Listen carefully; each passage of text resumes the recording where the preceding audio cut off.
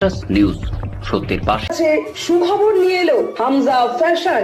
Hamza fashion, এখানে আপনি পাবেন মহিলাদের জন্য অত্যাধুনিক সাজ পোশাক, আছে কুর্তি, লেহেঙ্গা, শাড়ি, স্যুট, নকাব ইত্যাদি। আমাদের ঠিকানা Asansol GT road, Eastern Railway high স্কুলের বিপরীতে। তাহলে আর দেরি কেন, এবার পুজোতে আপনারা সবাই চলে আসুন হামজা ফ্যাশনে। ন্যায্য দামে নিয়ে যান আপনার পছন্দ মতো জিনিস। নিউজ সত্যের পাশে। সঙ্গে ভিড়ে মিশে কিছু দুষ্কৃতী এই জিনিস ঘটাচ্ছে।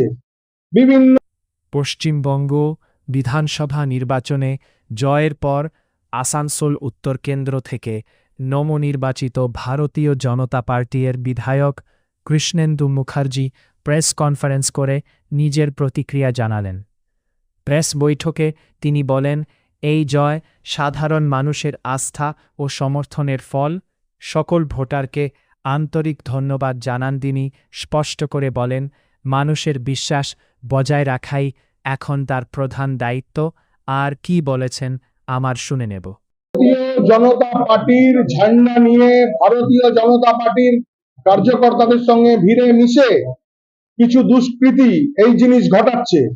বিভিন্ন বিরোধী দলের পার্টি অফিস, তৃণমূল কংগ্রেসের পার্টি অফিস, কংগ্রেসের পার্টি অফিস, সিপিএম এর পার্টি অফিস ভাঙচুর হচ্ছে, সেই অফিসগুলোকে দখল করা হচ্ছে। এটা কোনো এক শ্রেণীর দুষ্কৃতী ভারতীয় জনতা পার্টির মধ্যে মিশে, ভারতীয় জনতা পার্টির ভিড়ে মিশে তারা এই জিনিস করছে। কিছু অত্যুৎসাহী জনতা, এরা ভারতীয় জনতা পার্টির কেউ না।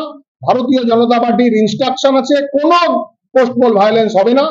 কালকে রাত 3টে পর্যন্ত আমি রাস্তার বাইরে ছিলাম, বাড়ির বাইরে ছিলাম, রাস্তায় ছিলাম।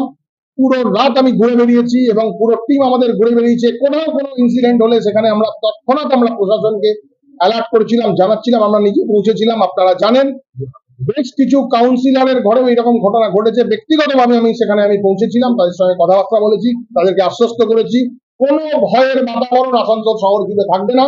কালকে দুর্ভাগ্যের বিষয়, কালকে যখন বিদায়ী মন্ত্রী যখন কাউন্টিং সেন্টার থেকে বেরোচ্ছিলেন তখন তাকে ম্যানহ্যান্ডেল করা হয়। এই জিনিসটাকে কোনোভাবে ভারতীয় জনতা পার্টি সমর্থন করছে না। এই জিনিস কে করেছে তার উপর দৃষ্টান্তমূলক তার উপর শাস্তি আমরা দাবি করছি। প্রশাসনকে বলেছি খুঁজে বের করে, ভিডিও বের করে তাকে শাস্তি দেওয়া হোক। এইরকম জিনিস যে হচ্ছে এই জিনিসকে ইমিডিয়েট বন্ধ করা হবে, কোনোভাবে টলারেট করা হবে না। কোন রকম পোস্টপোল ভায়োলেন্স হবে না। একদম আমি এটা জানাচ্ছি আপনাদের মাধ্যমে, যারা এই জিনিস করছেন তারা ইমিডিয়েট বন্ধ করুন, ইমিডিয়েট এই জিনিস থেকে বিরত থাকুন, না হলে কিন্তু ফল মারাত্মক হবে। নিউজ সত্যের পাশে। গ্রিন আসানসোল, ক্লিন আসানসোল, আপনাদের শহর আসানসোল। নিউজ সত্যের পাশে। কি বলবেন? বিজেপির জয় যখন ভারতীয় জনতা পার্টির যখন প্রার্থী তালিকা ঘোষণা করা হয়, আমি যেদিন প্রচার চালু করি, আমি আসানসোল বস্তিন বাজারের সেই ঐতিহ্যশালী মা দুর্গা মন্দির থেকে আমি নিজের প্রচার শুরু করি। সেদিনকেও আমি মন্দির খুলিয়ে সেখানে আমি ঢুকেছিলাম, আমি সেখানে পুজো করেছিলাম। পুজো করার পর আমি সেখানে বলেছিলাম, আসানসোলের সমস্ত সনাতনী মানুষের উদ্দেশ্যে আমি জানিয়েছিলাম যে সরকারে ভারতীয় জনতা পার্টি এলে বস্তির বাজারের দুর্গা পুজো, যে নিত্য পুজো যে মন্দিরের বন্ধ হয়ে রয়েছে, যেটা একটা অশুভ সংকেত।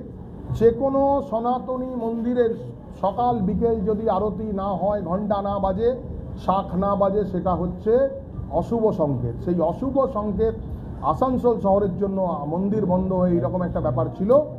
আমরা সেই মন্দিরে বলেছিলাম আমরা ইলেকশন জিতে আমরা মন্দিরে পুজো চালু করব, এবং কাল থেকে সমস্ত সনাতনীরা মিলে কালকে সেই মন্দির খুলেছে, কাল পুজো হয়েছে।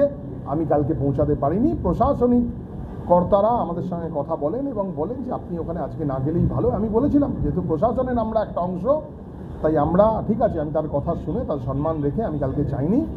9 তারিখ শপথ গ্রহণের পর আমি সেখানে যাব এবং 9 তারিখের পর থেকে ধুমধাম করে পুজো হবে। প্রতিদিনই পুজো হবে তো। নিউজ সত্যের পাশে।